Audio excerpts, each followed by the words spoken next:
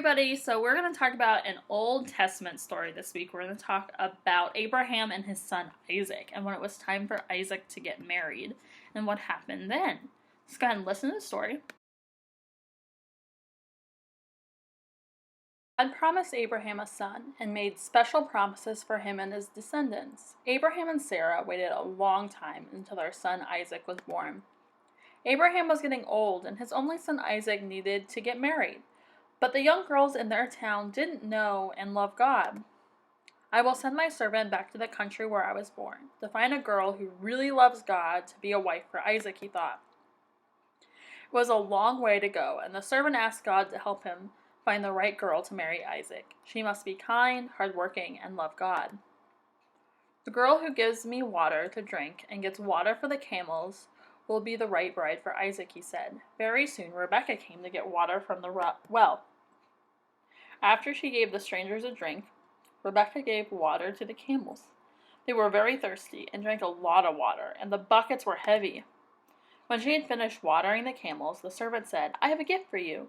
My master Abraham sent me to find a bride for his son Isaac." God had answered Abraham's prayers, and Rebekah's father gave his blessing, and she went back with the servant to marry Isaac. Rebekah loved God and was kind and worked hard.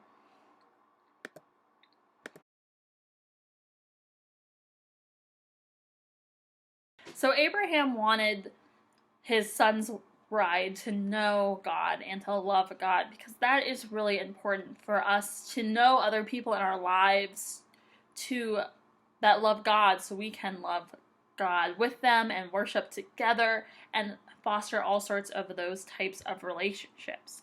They also wanted her to be really hardworking, just a really good person. So he sent his servant back to where they came from, where people practiced the same religion and people there knew God and loved God. So he set up a plan where he waited for someone to help him get water and to help get water for the camels, to show how kind and hardworking they were, because it was a lot of hard work to get that water out of the well, especially for the camels, because the camels would drink a lot of water. So Rebekah came and got all the water for him and showed what a kind and nice person she was. So that was valuable, how hardworking and how kind.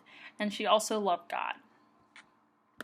So he took her back and she got married to Isaac. This story is kind of weird for us to think about in today's concepts. Like, they had never met each other and they got married, right? That's a little crazy today. But that's how things worked back then a lot of times.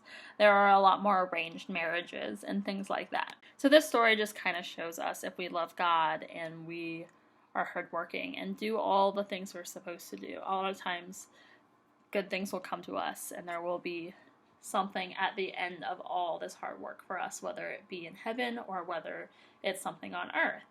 So let's go ahead and make a craft of a camel. Just help us remember this story about how she got water out of the well for all the camels.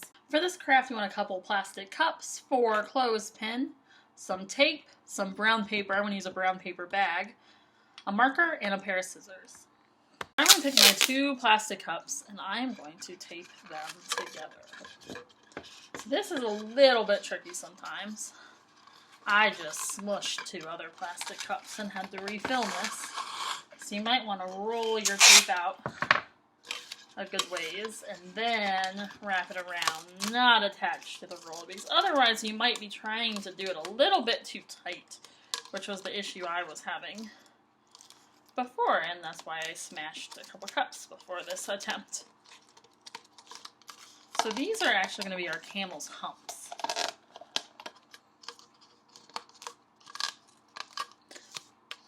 So you want to try to get them to separate a little bit.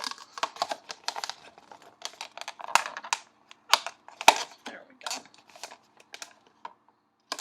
Then you're going to put your clothespins on your cup for our camel's legs. So he can stand up now. So that's our body. Then I'm going to cut out a couple things out of my brown paper. I'm going to get a little camel's tail.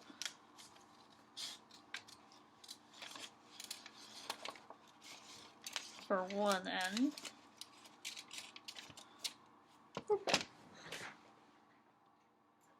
So camels have kind of like horse tails or cow tails, so I'm going to color the end of it black, so it just kind of looks a little bit more like a tail. And then pick whichever end you want to be the behind of your camel, and just tape his tail on. So use a little tiny piece of tape.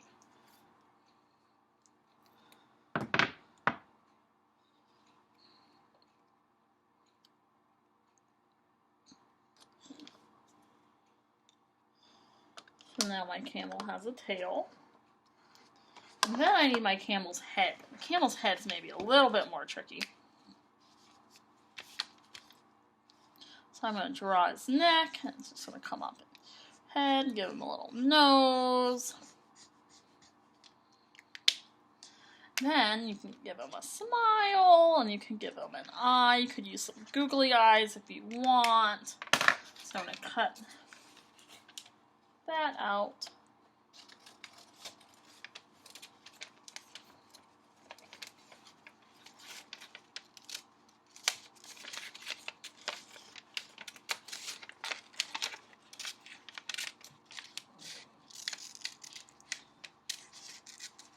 So on the other side, I'm going to trace his smile and his eye that bled through, just so we have it on both sides.